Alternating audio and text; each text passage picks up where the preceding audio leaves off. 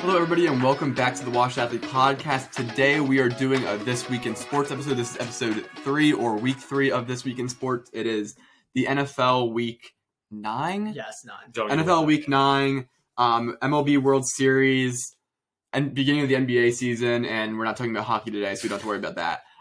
If you are new around here, This Week in Sports is pretty much just us talking for like 10, 20 minutes about kind of the big sports stories of the week. This comes out a couple days after we record, so like some of this is like a little bit old news, but still something we like to talk about. So right now, as we mentioned, if you like what you're seeing, make sure you drop a like, comment, subscribe, share. It really helps us out a lot. So week 9 in the NFL. What we got, Raj? Start off with the AFC East. Bills are still good. Dolphins got Bradley Chubb during the trade deadline. That was probably one of the big trades, so we'll see how that plays out. But see, I'm not high on the trade because I think it could help them if Bradley Chubb is healthy and plays a lot of snaps. But I feel like the Dolphins are putting a lot into this season. Yes. Oh, no, they're pulling a Rams. That concerns me because I still don't think, no matter what, I don't think they're better than the Bills. I don't think they're better than the Chiefs. I don't think so. And even from the NFC, they want to win a Super Bowl, which that's the ultimate goal. I don't know if they're better than the Eagles, and I don't know if they're better than the 49ers. So ultimately, I don't know if they're better. They might be the 5th best team in the league. They might not be better than the Bengals. So if this puts them at like 6 or something, like, what's the point? Yeah, we'll see how it goes. I feel like they're full sending right now because they're like, well, it could listen F them picks if it works out. If it works, no shade, but like this could be a situation where they have all this talent and then just don't go anywhere. And they don't go anywhere. Exactly. But Tyreek Hill, I would want to mention it. Like if they weren't 5-3 MVP candidate. The dude has been insane all year. I know they don't give the award to wide receivers, but Tyreek Hill has been absolutely He should be the offensive player of the year. He'll totally be offensive player of the year. But like MVP if they weren't 5-3. That's fair. And if they can kind of come out of the season like 13-4 or something, there's not 6. They play 16 games, so 12-4. He could win MVP honestly. Well, they have 17 games now. Because Jalen Hurts bye week. Bye week 16. No? Yeah. Wait, really? There's another game this year. Oh, right, yeah. There's another 17. game. Yeah, it's an 18-week season now. Oh, 18 weeks. Okay. Slow. Yeah. So yeah, 13-4. Yeah. And I don't think Jalen Hurts is an MVP candidate. This is getting a little off the road. No. I think his stats haven't been good enough. So it should be Josh Allen. He has more yards than most teams. Yeah, but if the Bills get a little bit and the Dolphins come. I think there is an argument to be made there, just like how good Tyreek Hill is. But I think right now, if the league just ended, it is. It is Josh Allen. For sure. No way it wouldn't be. But let's see. Patriots. Mac Jones almost got Drew Bledsoe. Almost. Bailey Zappi almost. He still could. Yeah, he still could. There's time. Jets. Zach Wilson is confirmed him. ass. He's not good. Ever since that MILF story came out, he hasn't been the same. He was like, he was all right. Whatever. He got that dog in him. Where'd the dog go? Moving on to the AFC West, which everyone thought was going to be a bloodbath, but once again, the Chiefs are running away with it. Yeah, and the Chiefs still have 2 losses. Too. Yeah, that's the crazy thing. Like they're running away with it. They have 2 losses. They're they haven't been spotless all year. Yeah, and then we got Broncos country. Let's ride. Terrible. Well, they did beat the Jaguars in London, which honestly is impressive considering the Jaguars played a game of their lives in London somehow. They played very well. Also, London is basically a second home. Yeah, basically, home stadium for them for some reason. So what's Broncos 3-5? Yeah. It really confused me because the Jaguars were really good to start the year. Like they were 3-1 before they played the Eagles, and they was like, oh, the Jaguars have something here. So then the Broncos were playing really bad. But then the Jaguars started to skid. They lost a few games they shouldn't have really lost. They lost to the Giants, and then they lost to the Colts. So they lost a few games. And then it's like, I got Broncos who I want to believe in because they have a good roster, but Russell Wilson and the offense has just been so bad. And I got the Jaguars who have also been bad but have a decent roster. And then they play, and then the Broncos win. So I'm like, so the Broncos actually getting to be okay, or are they just 2 bad teams? I don't know. Yeah, it's very weird. Also, the Jags just I know we're not. We forgot about Calvin Ridley to talk about before the show. Oh yeah, Calvin Ridley gets traded to the Jaguars. Well, he's not playing this season. But... Yeah, he's not playing this season. Yeah, but huge move for Trevor Lawrence. In year 3 is a big year for quarterbacks, and you got Christian Kirk and Ridley. Wow, it's gonna be so good when they're 9-8. Ridley keep down the field and Trevor Lawrence. Whatever. Oh, well, we'll see how it goes. Raiders. I have one thing for them. That's it. It was so delayed. So immature. Oh, well. We're 20. And now the hood of the NFL, the AFC North. Ravens on top, 5-3. They should not be 5-3. Honestly, they should have more wins, but Lamar chokes. You can't win a game. Bengals, I don't know what happened at the start of the season. Then they started heating up, and then they got smoked by the Browns on Monday for Night no Football. reason. Don't know how Jacoby Brissett put up those numbers, but Browns, Deshaun Watson's back in 6 games. The problem is the Bengals can't block anyone, so they go up against these elite pass rushers in Myles Garrett and TJ Watt. He's a and like Nick Bosa, and they just get destroyed because they can't block anyone. Yeah. And like it's actually like a really big problem because like you essentially have to hope the team that you're playing doesn't have like one of the top 5 pass rushers in the league, because if they do, you're just going to lose. And that's what happened to them in the Super Bowl. Yeah, because Chris Jones, I know he's not an edge rusher, but he's a D. He's still a premier D tackle that gets pressure. So like you're going to have to play. You're going to have to see him, and I don't know who's going to block him. You're going to see Von Miller. Yep. He'll get all of his snaps there. You're going to have to see Bradley Chubb for the Dolphins now. So like assuming he's healthy. TJ Watt when he's back. TJ Watt. So like this is, they couldn't figure out the offensive line. I mean, they still have a really good roster, but like, they've got to block these elite, because elite pass rushing is one of the things that gets you to the Super Bowl nowadays, and they can't block a soul on that. I remember the offseason. They tried fixing their O-line, and they did. Who they pick up? La'el Collins from the Cowboys. Yes. I'm his personal bodyguard. He's not going to have to worry about anything now. And then just see him getting spun by Myles Garrett. Well, you see the interesting quote that Joe Burrow had? Because he was like, I don't care. He was like, I don't care. Because he actually had a good perspective. He was like, most of those sacks happen on third down. And he said, I don't really care about sacks on third down because I'm just trying to extend the play. Yeah. So who cares if I get sacked 7 yards? We'll just punt the ball away anyway. Yeah. Oh, that was a little bit of interesting. This is valid. But if you're running for your life on first and second down, that's what you get a problem. Yeah. But moving on to the AFC South. Also, did you just skip the Steelers? We don't talk about the Steelers. Anyway, okay, now we can. We don't talk about them. I also have one word for the Steelers. Dude, it's so delayed. I know, I hate it. Oh well, moving on. AFC South, dumpster fire. Besides the Titans, Derrick Henry decided to be good again. Yeah, he did. Out of nowhere. I mean, the Titans still aren't good though. Well, yeah, they're mid. Honestly, I don't even know, dude. They have no receivers. They do. They have no receivers. They have Robert Woods. Don't disrespect it. But they have Derrick Henry. Yeah, they do have Derrick Henry. He's a freak. And they have Ryan Tannehill. No, Malik Willis is playing this week. Yeah. It is. Wow. I mean, it's not that hard to pick QB for the Titans when your play is Malik Willis, Derrick Henry, just like an absolute freight train of a read option. Handoff the entire game. That's it. But you can't beat it then. Colts, Frank Reich, what are you doing? They need to burn that What's organization going on? to the ground. They have so much talent, and there's just nothing happening. I hate when everyone says Carson Wentz was the problem there. It's so I've been saying that for the last 2 years. Don't take that from me. It's been so obvious that he wasn't. Everything about what they have done is like they had Phillip Rivers, and it was like, okay, Phillip Rivers is aging. Like we need. He just wasn't good. Like, so he wasn't good, and then you bring in Carson Wentz, and you make the playoffs, and you choke it last minute, partly because of Carson Wentz, partly because of other things. You also got Frank Reich, who came from the Eagles, so like special place in my heart. And then like they're like Carson Wentz is not the answer, so they bring in Matt Ryan, who's not the answer. So now they're starting Sam Ehlinger, and it's like. I think we talked about last. It's absolutely mind-boggling how they bounce around from quarterback to quarterback so much. Like there's no consistency. They should have brought Carson Wentz back. That's the simple truth of the matter, because they would not be in a worse position right now if they had Carson Wentz. They'd be in a very similar position or a better position. I mean, Carson Wentz did hurt his finger, but I'm going to assume that if he wasn't on the different plays would happen. I'm going to assume he didn't break his thumb, but like they wouldn't be in a worse position. So now they're just starting Sam Ehlinger, and at least like if they were bad this year and they had Carson Wentz, they could have easily been like, we're going to draft a new quarterback. We're going to draft him, and we're going to develop him. He might sit behind Carson Wentz for a few games, and we're just going to Carson Wentz is going to be that transition guy for us. But now they're just like stuck with Sam Ehlinger and a bad Matt Ryan with a bad contract, and then they're going to have to draft a new guy because we know Sam Ehlinger is not going to be the long-term solution. So they're going to end up drafting like one of the guys like CJ. They're just going to be a fringe franchise for a while. Yeah, they have one receiver. Jonathan Taylor's injured for the first time in like his entire life, and. Tommy Hines is gone. They don't have a backup running back. They have whatever their third string was. Yeah. He's pretty good. I didn't come up with this. Some other people came up with this, but they're like good at every single position you don't need to be good at. Like they have a great guard, but like you don't really need to have great guards in the NFL. You need to have great tackles. Well, it depends on what you're trying to do, because if you are a run-first team, having great guards is really important. Yeah. But then why? But it's a passing league. But then that's the thing, is that it's like the players they have set up for that is like. They just don't do that. Like they aren't like a run first team. They don't have like the big ass tight ends that they can just bring in basically additional tackles. And it's like, all right, you're going to stack the box. All right, we got dogs on the offensive line. They're just going to run through you. They don't do that. No. And then they have great linebackers, but like you need to be able to cover wide receivers in a passing league. Yeah. So like, it's good to have those great positions, but I feel like those are more like complementary positions. And like, you need a pass rusher. You need the Eagles won the Super Bowl with bums at linebacker. Like bums. And then like they've gotten like this year as they've built up through the team, they've gotten Hassan Reddick, who's been great for the linebacking group, and like that's helped the team out a lot. But it was like a supplemental piece to make them take that next step.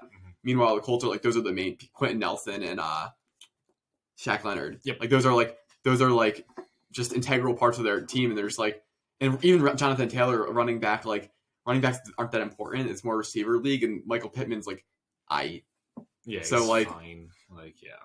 Oh well, I don't know. Yeah. So that was a lot of time on the Colts. Texans, yeah. They're a dumpster fire. I can't wait to smoke in my 50 What's the record? 1-5 1-5, about to be 1-6. Yeah. Oh, good. 1-6-1. Don't forget about that tie they took to the Colts in week 1. Yeah, you guys are seeing this on Monday, but this is being recorded on Thursday, right before the Eagles play. Also, the Phillies play, but we'll talk about that a little bit. But let's see, NFC East. What can I say? gotta turn around my Best hat. division in the NFL at this point. Yeah, it's like not even close. Like 7-0 Eagles, 6-2 Cowboys and Giants, Commanders. We'll talk about it. Moving on. Talk about what? The Commanders. I mean, they're 4-4. They're 500. Like, they're decent. fine. They're a decent little football Now team. that they have Taylor Heineke playing, for some reason they're good. That's true. Yeah. I gotta say though, like the NFC East has an easy schedule. Like, They do, but it's like every team has like whatever the easiest strength of schedule or whatever. But like, the Ravens have the easiest strength of schedule going forward. So exactly. Well, But Lamar then can't win games, so it doesn't true. matter. But then that's also the thing is like what a good team does. Like they win games they're supposed to win. Yeah. So like I think that's also it's like they have an easy strength of schedule, but it's like but they're not losing those games. yeah, I mean Bengals lost to the Browns, and that was the game they should have won. That was like they were Mhm. they had like 90% of the money on them or something like that. Whatever. NFC West. Geno definitely did not write back. Gino's a dog. Geno is him. Gino's a dog. I can't believe I'm saying this, but Geno Smith is him. Like he arguably like he is gonna have like an MVP. Yeah. Like Like I was making jokes about like Geno Smith being a bad QB like years ago, and now I laughed when they traded for Drew Lock and then they didn't start him. I was like, What are you why doing? would Yeah. why would you have Drew Lock on your roster if you weren't not like? start him. I was like, there's no potential for Geno Smith. At least Drew Lock might have something. And it's been the exact. It's the best one. It's probably the best story in the NFL. Oh, easily. The Geno Smith comeback Yeah. story, yes. Yeah. throwing Kenneth Walker at running back now. And many people have talked about it. Their draft was So good. like, Oh yeah, if you wanted a masterclass on how to draft in the NFL, like go look at the Seahawks draft. Everybody from that draft is contributing on that roster. It's Every single insane. one, yeah. Who else we got? Niners CMC trade. It's a pretty big one. I think we talked about it last The week. hat trick. The Yeah. hat trick, yeah. Insane. And speaking of CMC, he had more touchdowns passing, running, and throwing than Derek Carr, Devontae Adams, and Josh Jacobs last week. Yes. So yeah, that's how bad the Raiders are. Moving on, the Rams. I don't know how they won a Super Bowl last year. They Now they're look 3-4. horrible. They are bad. Matt Stafford thinks he's back in Detroit. Yeah, literally. Kyler I can't believe I Murray, picked them. Call of Duty Modern Warfare 2 just came out. I don't blame So him. Cardinals are going to be terrible. Yeah, don't blame him. D Hop's back. But D it Hop's doesn't been matter. great for fantasy though. Yeah. D Hop That's is all that matters. amazing, but Kyler Murray's not going to be watching any film anytime soon. And for a first time in a while, the Packers aren't running the NFC North. No, It's the Vikings, and they just loaded up with TJ Hawkinson. Mm-hmm. And I guess the Lions just decided, hey, if we can't beat the Packers, we'll just send guys to go it's beat them. literally just insider trading. Yep. I actually think it's really interesting for the NFC East. We always talk about how it's a quarterback NFC East, just the NFC in whole. We talk about how it's a quarterback-driven league, but the quarterbacks in the NFC are really not that good. So like the Vikings really do have a shot because like when you consider like Kirk Cousins, oh he's choking. Well, guys he's going up against Jalen Hurts, unproven, not really much of a thrower. Daniel Jones, Vanilla Vic. yeah. Arguably a better running back than a passer. like Jimmy. I would say Dak Prescott might be like one of the better like Yeah. passing quarterbacks in like Yes. the NFC, which is like Which is Kirk crazy. Cousins. I'm like. I don't really like when you say like Patrick Mahomes versus Kirk Cousins. There's a big Okay, difference okay, there, but whatever. like it's like Dak versus Kirk Cousins. Like I'm not that concerned about Kirk Cousins like being able to play in like the playoffs now. Because I'm concerned about all these quarterbacks in the NFC being able to play in the playoffs besides Aaron Rodgers, and he's throwing to literally Like, like, no one. trash Practice cans. squad, That Yeah. can't catch. and he's been bad other times in the playoffs. So like really Yeah. like Kirk, I don't think the Kirk Cousins like being a bad quarterback thing is going to be that relevant in this playoffs coming up. It shouldn't be. Yeah, but Packers, wow, they did so much. They did absolutely nothing during the trade deadline. Help Aaron out, please. He has no one. Trade him to the 49ers. Honestly. Bears, they lost Roquan Smith. Yeah. Well, they didn't lose, and they wanted to get rid of Roquan Smith and Well, Robert. yeah, Griffin. but Yeah. they don't have them anymore. They gained Chase Claypool. Cool. I TikTok guess. man. Yeah. Bears are probably just going to be as bad, but they're not as bad as the Lions, who It's weird though because they put up a lot of points every game and still lose. They find ways to lose every single time, and they're just the same old Lions, no matter what.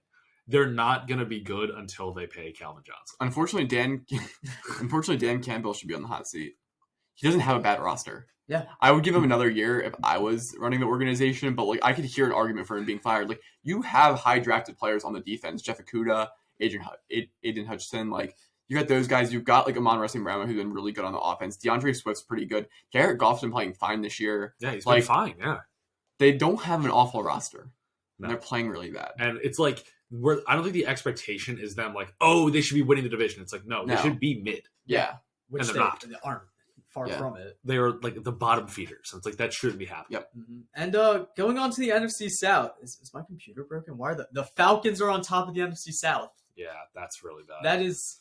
It's really wild to see that, but the NFC South is also a dumpster fire at the moment.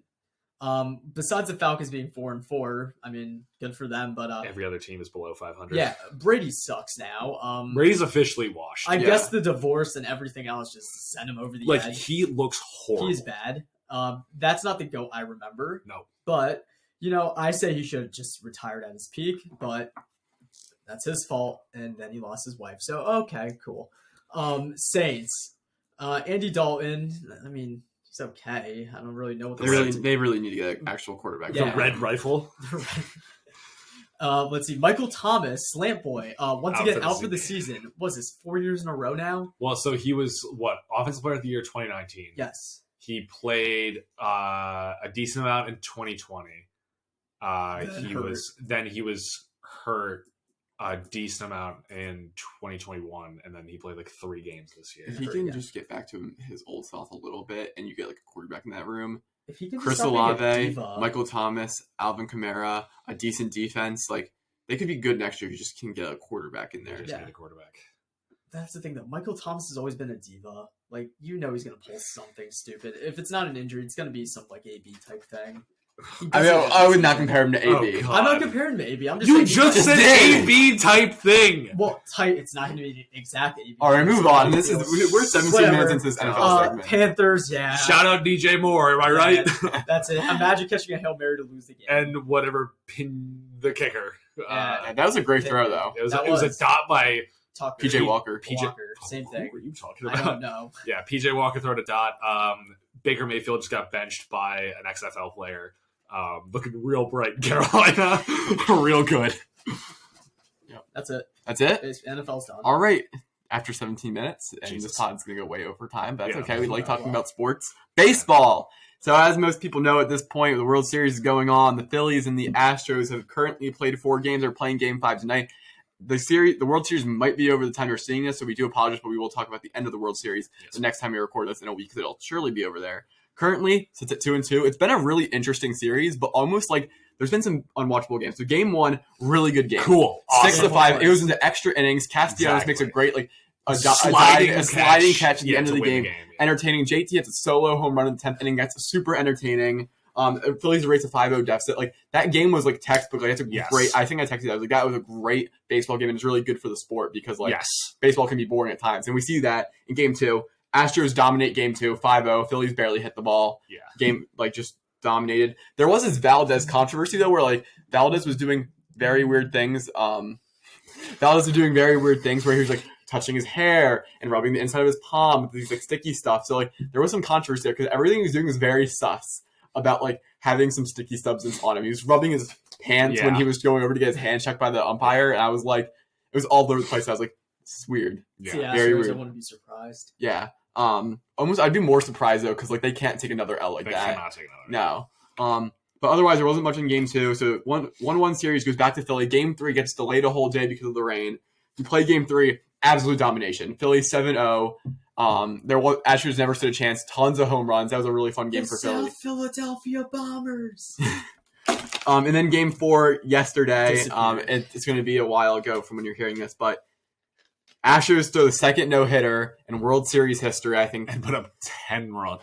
10 runs? No, 6 runs. 5 runs. Was it? Yeah. It's just 5. 5. What? We lost 5-0. Yeah. We only scored 5 runs in one inning. Yeah. Oh. So, game was very boring because the Phillies didn't do anything on offense, and the Astros just hit 5 runs in 1 inning, and then it was just game over. Yeah. It's a very boring Their pitcher game. was insane. Yeah.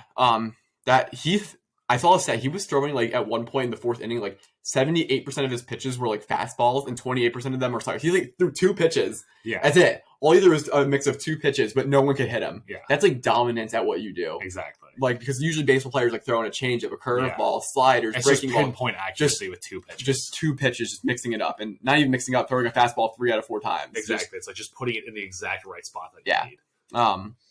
So we got Game 5 tonight. I want to know you guys' predictions because now it's sitting at 2-2. You got 1 game in Philly tonight. Eagles Phillies- won 7-5. Or Phillies won 7-5. Okay, Justin, please continue. So, yeah, you got Game 5 tonight. Phillies are coming off of one of the worst batting performances of the MLB World Series history, but it's in Philly. Game 5. I think whoever wins this game will win the series, Yes. and I think the Phillies are going to win this game. And I'm also staying to my prediction from earlier. I was just about to say I have to pick the Astros because I have to stand by my prediction from earlier. I said Astros in 6. Mhm. I have to say Phil. Well, I mean, I'm saying the Phillies because I'm a Phillies fan, but also Phillies in 6. So for tonight, like For tonight, Phillies. Yeah. Phillies, yeah. Yes. Obviously. Yeah. I'm not going to predict this. Them. I'm not going to predict the score. I'm a little concerned. Verlander's pitching for the Astros. He's one of the better pitchers. Noah Syndergaard is pitching I for give the. Verlander 3 innings before he starts choking like he did last Yeah. game. that's right. Dominguez didn't pitch last night. He's a reliever, so hopefully he's good to go tonight if we need him. Alvarado pitched yesterday, so he's not going to pitch today. So I think it's going to be a bullpen game of Eflin and Dominguez, and hopefully Syndergaard can hold in for 5 innings or so.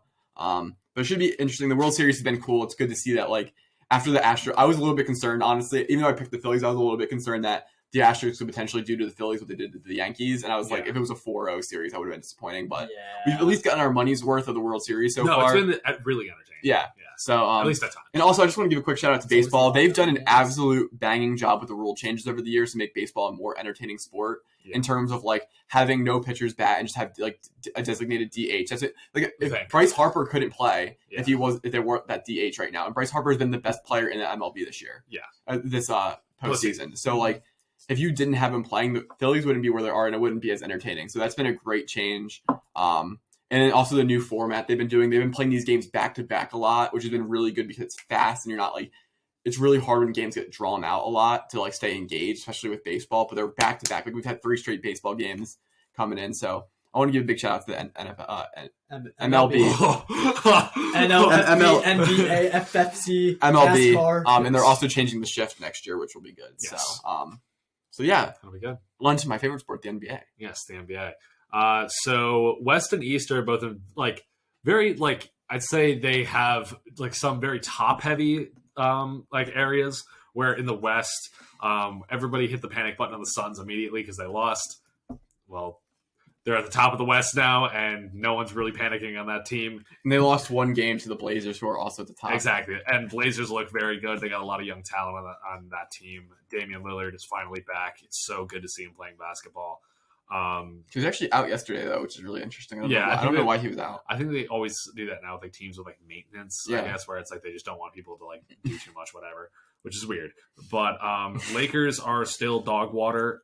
They have the lowest 3-point percentage at 26%. Listen, they're only half a game back at the Warriors right now. Which I was just about to get to, is that the Golden State Warriors, everybody thought, oh, they're going to be so good, whatever. They are not looking good either. I don't know what's happening there. They can't defend it. They can't stop a nosebleed right now on defense. No, they really can't. It's ridiculous. They need, because a lot of I think they lost some of their bench players in this past offseason.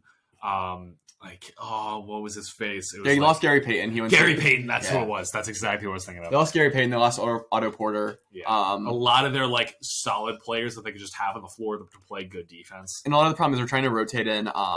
So I'm taking your bit a little bit. They're trying to rotate in Moses Moody and James Wiseman a lot because they're the young guys and they're trying to get them run. And they haven't quite gotten down like defensive switches. People think it's all about your physical profile. James Wiseman and Moses Moody both have physical profiles, but you also need to know how to defend as a team, especially with a defender like Draymond Green who knows the position so well. Yeah, he's like a coach on the court. Yeah, so like he's playing a lot of like smart, intelligent defense. So like where you are on the court, where your switches are happening. He's like directing you, so it's like okay, it's maybe not like exactly what you wrote up, but it's like he's seeing something that you need to. They're not just they're just not manning up. So like James Wiseman and Moses Moody are really struggling on the end of the court, and you need them to develop because those are the guys that take your team that's been a dynasty right now and project into a different decade of basketball, having Exactly. Wiseman and Moody carry you guys into the future. So they're going through some growing pains right now. The biggest concern is like, you're 3-5. I'm not pressed at the Warriors. They'll make the playoffs. But still, it's like, are you going to be the not- 5th, 6th seed and lose Yeah, home they're- court, or are you going to get up to 3? Can you not?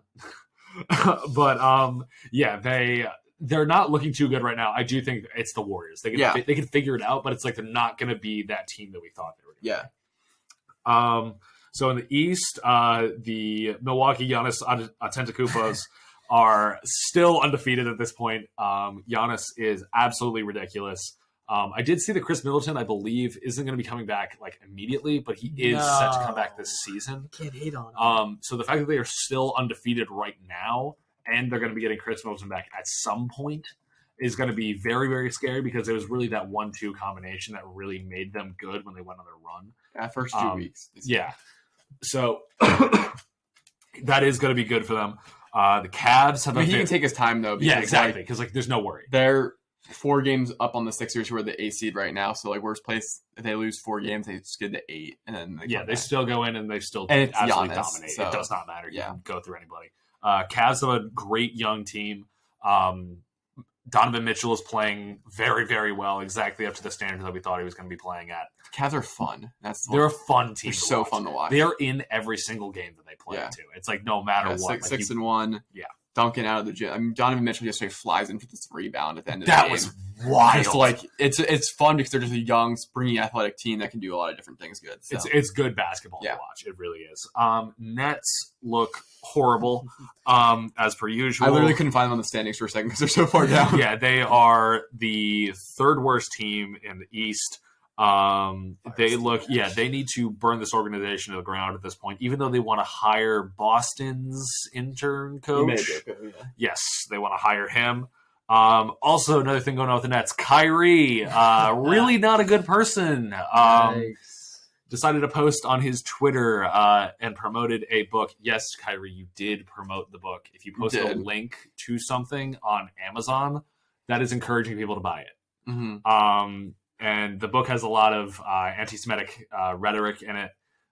It is incredibly offensive to those of the Jewish faith. And obviously no one in this podcast supports it. No one in the world that has 2 brain cells that can rub together and form an electron or like any sort of charge, whatever, no one likes what he's doing. And I think what Justin and I were actually talking about before this podcast was that it's almost like Kyrie just doesn't understand, like, at all what the problem. Well, the thing is, when he was first talking about it, and when it got a lot of hate when people were trying to bring it up in the first place, like Kyrie Irving mentioned the book, but it's unclear if he read the book.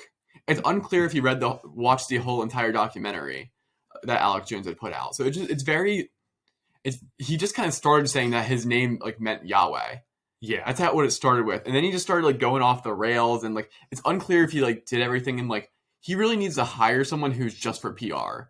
Who like Kyrie Irving puts something on his Twitter, and like Kyrie has to run everything by him before he says it to the media, because like I really don't think Kyrie like means to cause harm to the Jewish people. I think he just doesn't know what he's doing. It like he just literally does not understand. Because I think he does have a lot of like love in his heart for the community and like for people in general. Yes. I think it's what he stands for, but like you can't be doing this, and it's really bad. Adam Silver said he's going to go in and meet with Kyrie in the next coming days. That's bad. You have the commission of the league needing to literally go talk to you. Like, what is this, like first grade? Yeah. It's like, oh, you can't be doing that. It's like, you are a grown-ass adult. Adam Silver might be Jewish, too. I don't know. I'm just putting it out there. Well, while you look that up, so all those comments were absolutely terrible.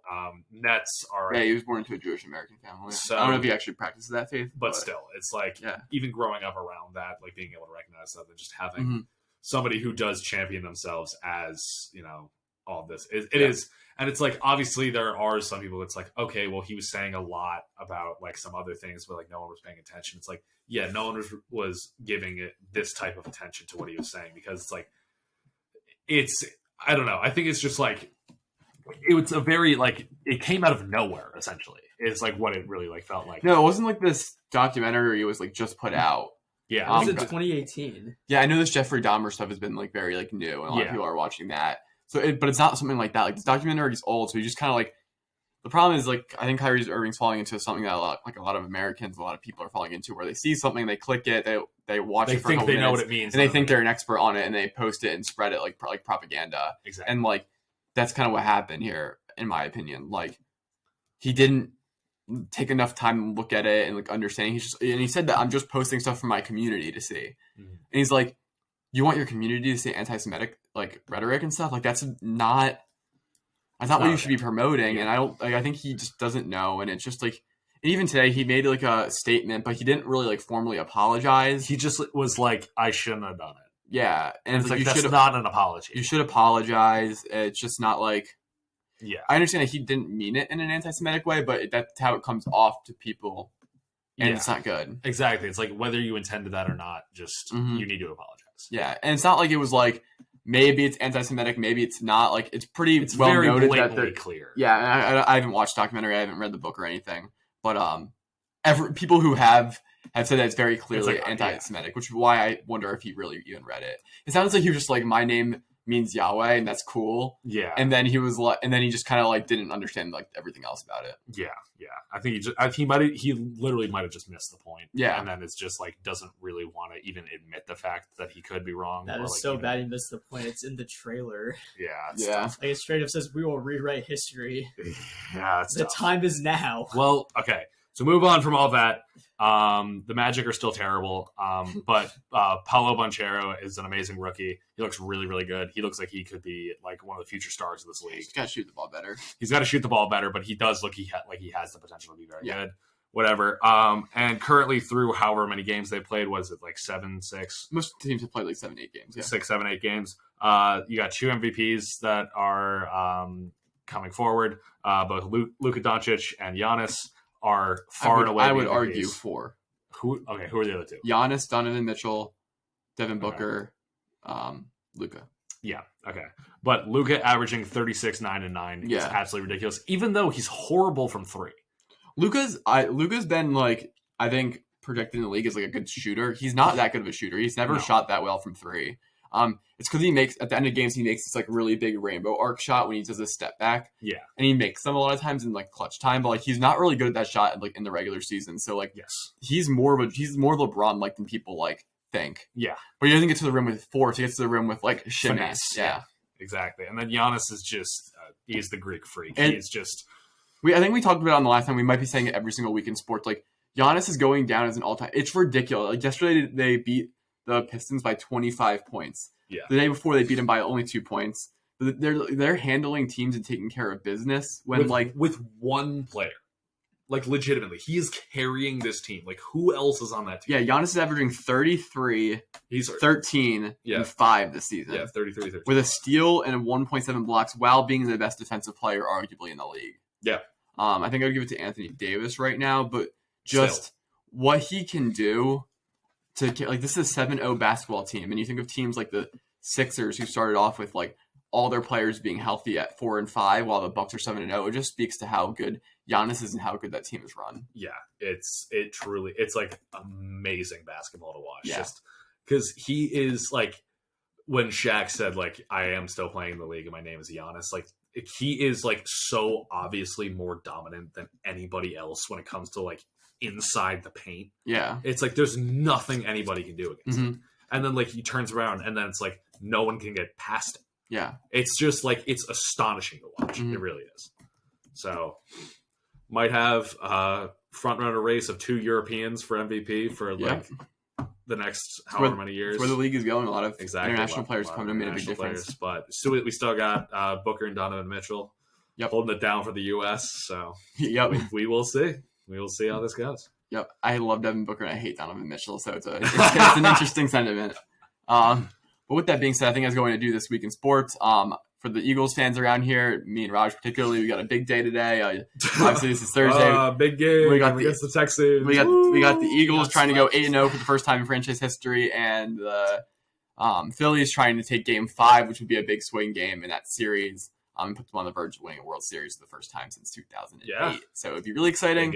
But you'll see our reactions to all that kind of stuff next week. But if you enjoyed what you saw here, please drop a like, subscribe, comment. Let us know what you think about the sports games this week. We did go a lot over the time that we said we were going to go over. We were at 35 minutes. But it's okay. We love talking about sports. So with that being said, we will see you next time on This Week in Sports and Watch After podcast.